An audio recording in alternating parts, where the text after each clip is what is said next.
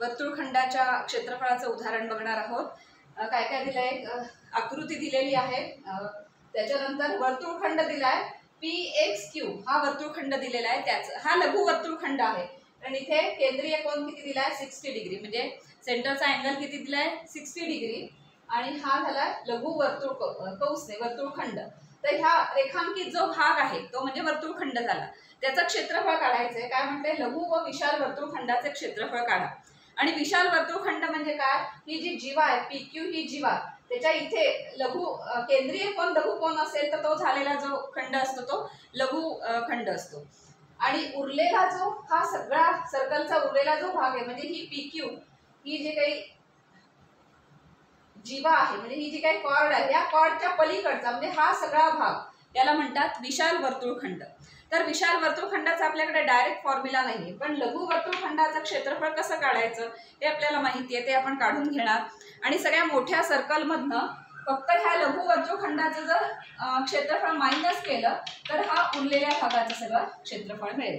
म्हणजे आधी आपल्याला सर्कलचं क्षेत्रफळ लागणार आहे, सर्कलचा एरिया लागेल, त्याच्यातून आपल्याला लघु वर्तुळखंडाचं म्हणजे ह्या सेगमेंटचं, हा छोटा जो सेगमेंट आहे त्या सेगमेंटचा एरिया आपल्याला मायनस करावा लागेल, म्हणजे मग मोठा सेगमेंट येतो त्याचा एरिया आपल्याला काढता येईल। तर सुरुवात, आणि पाय म्हणजे 3.142 सांगितलंय, आणि √3 जर आलं कुठे कॅल्क्युलेशन मध्ये तर 1.73 घ्या असं सांगितलंय। आर दिलेली आहे, हा सेंटर अँगल म्हणजे POQ दिलेला आहे 60 डिग्री। आता आपण सगळ्या सर्कलचा एरिया, सर्कलचं क्षेत्रफळ आधी काढून घेऊ। तर वर्तुळाचे क्षेत्रफळ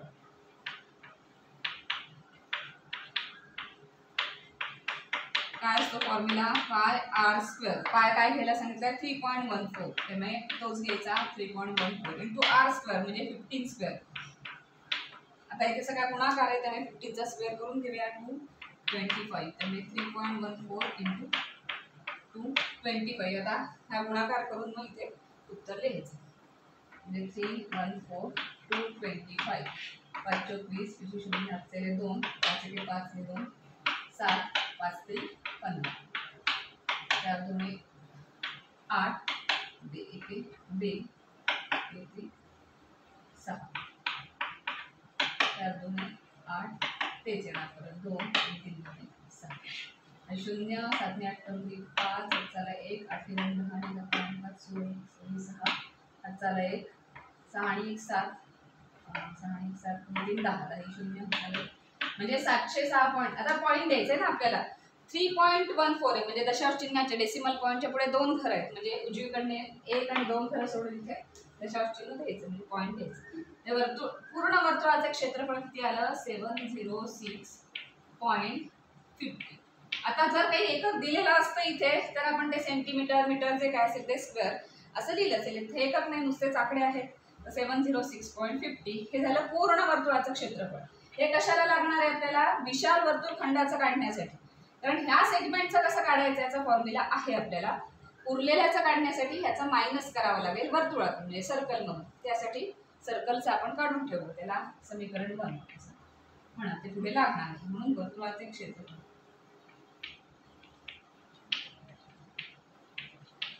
बरोबर दिसेल। आता या लघु वर्तुळखंडाचं क्षेत्रफळ काढायचं, ते विचारलेलं आहे, त्याचा फॉर्म्युला आपण बघितलाय। वर्तुळखंडाचे क्षेत्रफळ म्हणजे हा PXQ या वर्तुळखंडाचे क्षेत्रफळ,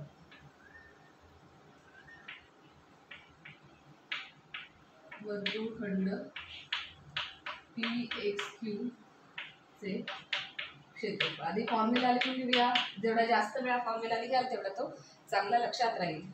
काय फॉर्म्युला, θ/360 पाय r²। कॉमन घेण्याचा फॉर्म्युला घेतला तरी चालेल, r² इकडे कॉमन आहे ना, म्हणजे नंतर एकदम त्याला मल्टिप्लाय करता येईल 15, त्यामुळे r² जर बाहेर घेतला तर फॉर्म्युला काय θ/360 मायनस पुढे काय आहे 1/2 म्हणजे sin θ अपॉन r² कॉमन घेतला तर हा फॉर्म्युला आहे। आता r किती आहे, इथे रेडियस आहे 15, त्यामुळे 15² 15² इंटू ब्रॅकेट θ किती आहे केंद्रीय कोन तो आहे 60 डिग्री, त्यामुळे 60/360 पाय इथे आता 22/7 नाही घेता येणार, 3.14 घ्यावा लागेल, तो दिलेला आहे. त्यामुळे साइन थीटा म्हणजे साइन 60, थीटा हा सेम असणार आहे, थीटा साइन 60.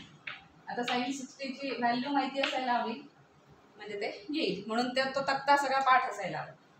15चा स्क्वेअर म्हणजे 225 इंटू ब्रॅकेट, इथे भाग जाईल 60चा, 60 ते 60, 6 6 36 म्हणजे 6, त्यामुळे 3.14/6 असं आलं ते, मायनस साइन 60 आहे √3/2.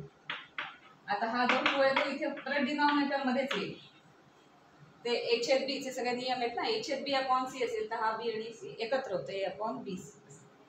म्हणून 225 इंटू ब्रॅकेट, इथे भाग जात असेल तर तेवढा अंतर राहू दे, कारण आपल्याला छेद समान करून घ्यायचाच आहे पुढे. 6 मायनस √3 अपॉन हा 2 इथे खाली येणार, bc म्हणजे 2 2 गुणिले 2 4. आता √3 ची किंमत इथे दिलेली आहे, जर √3 आलं तर घाला असं सांगितलंय, 1.73 घालावी लागेल. म्हणजे येणार ते 225 इंटू ब्रॅकेट 3.14, कॅल्क्युलेशन आहे फक्त थोडंसं, 1.73 अपॉन 4. आता आतलं कॅल्क्युलेशन करण्यासाठी इथे 6 आहे आणि इथे 4 आहे, त्यामुळे अर्थातच ह्याला 4 ने आणि ह्याला 6 ने मल्टिप्लाय करावं लागेल. त्याचं कॉमन हे लक्षात आलं तर ठीक आहे, नाही तर सरळ तिरकस गुणाकार करायचा आणि मग ते सगळं बेरीज वजाबाकी छेद समान असं सगळं करायचं आणि मग 225ला गुणायचं. 3.14 इंटू 4 मायनस 1.73 इंटू 6 आणि सगळ्याला आपण 6 चोक 24 छेद समान करून घ्यायचं. आता हे सगळं कॅल्क्युलेशन करायचं. इक्वेशन 1 आपल्याला पुढे लागणार आहे, ते ठेवूया तुमचे.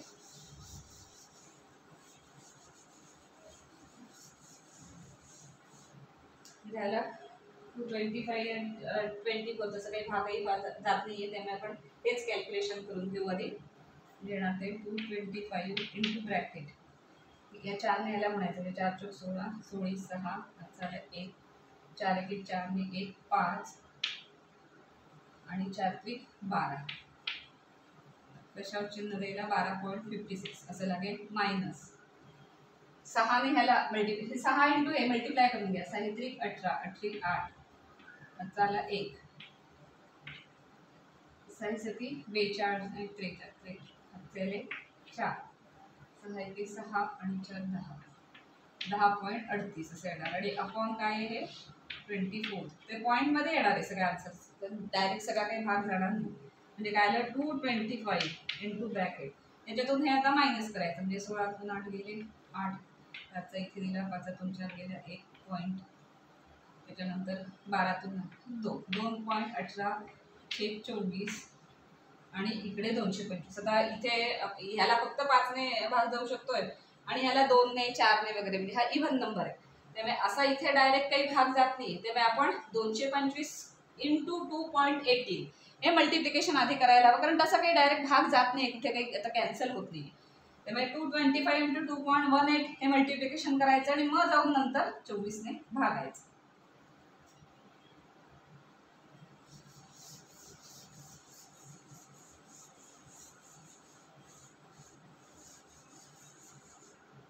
गुणाकार भागाकार सगळं करायचं.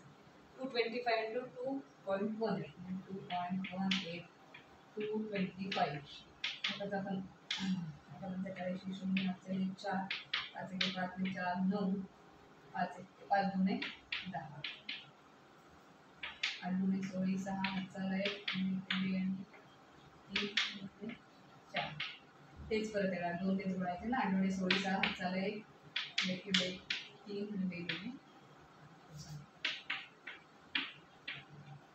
काय आलं 0 9 6 5 5 चाला 1 6 7 3 0 चाला 1 4 5 4 9 आणि 4 आणि दशांश चिन्ह इथे 490.50 आणि त्याला 24 ने भागायचं, म्हणजे त्याला इक्वल टू 490.50 अपॉन 24. आता 24 ने परत भागायचं.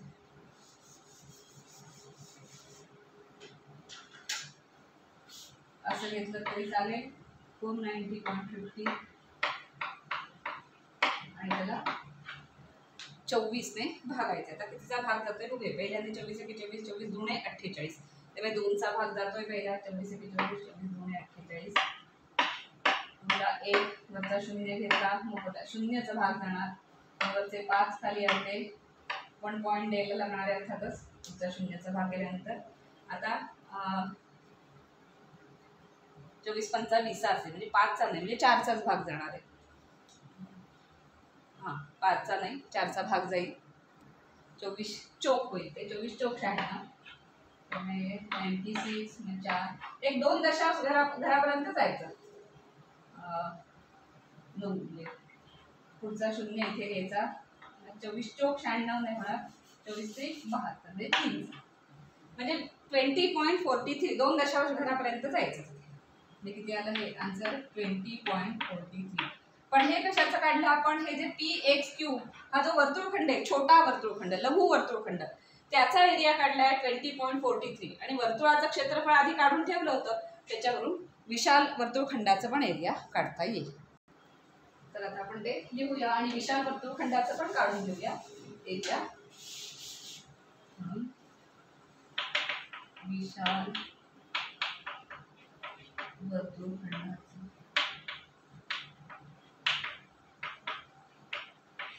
क्षेत्रफळ बरोबर काय असतं, वर्तुळाचे क्षेत्रफळ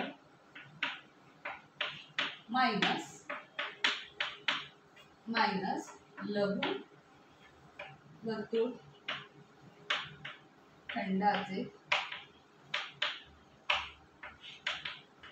क्षेत्रफळ. दोन्ही काढलेली आहेत. वर्तुळाचं क्षेत्रफळ इक्वेशन 1 मध्ये आहे, याला इक्वेशन 2 द्या. लघु वर्तुळखंडाचं क्षेत्रफळ तर समीकरण 1 आणि 2 वरून 706.50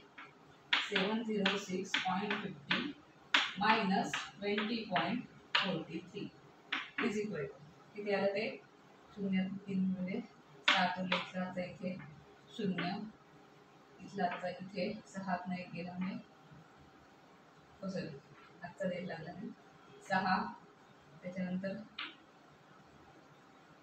इथे 2 दिले 8, त्याचा इथे दिला आणि 6 म्हणजे 686.07 हे झालं लघु वर्तुळखंडाचे क्षेत्रफळ. त्यामुळे ह्या उदाहरणात जे जे विचारलंय त्या सगळ्याची क्षेत्रफळ आपण काढली. लघु वर्तुळखंडाचं क्षेत्रफळ कसं काढायचं, डायरेक्ट फॉर्म्युला आहे त्यासाठी, त्यावरून काढलं. विशाल वर्तुळखंडाचं क्षेत्रफळ म्हणजे उरलेल्या भागाचं क्षेत्रफळ, ते काढण्यासाठी काय करावं लागलं, ह्या सगळ्या सर्कलमधनं हा छोटासा भाग वजा करावा लागला, म्हणजे विशाल वर्तुळखंडाचं मिळालं. तर शेवटी फक्त सगळे जे जे जे विचारलंय तेवढं फक्त सगळं लिहून घ्यायचं. म्हणून लघु वर्तुळखंडाचे क्षेत्रफळ काही एकक असेल तर एकक द्यायचं. हे किती आलं होतं 20.43. CM असेल तर CM, मीटर असेल तर मीटर स्क्वेअर, जे काही एकक असेल ते एकक द्यायचं तिथे. तसेच विशाल वर्तुळखंडाचे क्षेत्रफळ आपण काढले इथे ते आहे 686.07. CM असेल, CM मध्ये दिलं असेल तर CM स्क्वेअर मीटर दिलं. तर अशा पद्धतीने वर्तुळखंडाचे एक्झाम्पल्स तुम्हाला येऊ शकतात. R आणि थीटा दिलेलं असेल आणि लघु वर्तुळ हा जो फॉर्म्युला आहे त्याच्यात घालून तुम्ही लघु वर्तुळखंडाचं काढू शकता. विशालचं हे विशाल खंडाचं उरलेल्या भागासाठी वर्तुळाच्या क्षेत्रफळातून ते मायनस करायचं. काही वेळेला लघु वर्तुळखंडाचं क्षेत्रफळ दिलेलं असेल, एखादा R किंवा एखादा थीटा दिलेला नसेल तर ते काढायचं. म्हणजे एक कुठली तरी गोष्ट काढायची असेल, फॉर्म्युला तोच आहे की वर्तुळ बाकीचं क्षेत्रफळ मायनस त्रिकोणाचं क्षेत्रफळ.